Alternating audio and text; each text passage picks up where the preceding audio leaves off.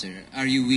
Sa tingin niyo ba, with this current development that we have now, may chance pa po bang magkasundo yung alinsunod dun sa gusto niyo sanang mangyari?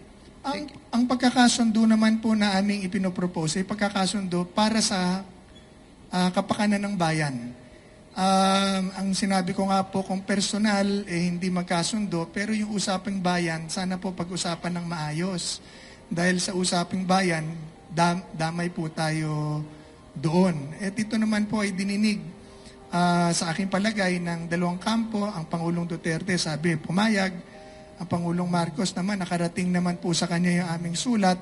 At bagamat hindi natuloy yung pag-uusap, pero nakita natin, tumigil naman po yung personal na batuhan at naging social issues naman po ang pag-usapan, which is better for me ng ganun.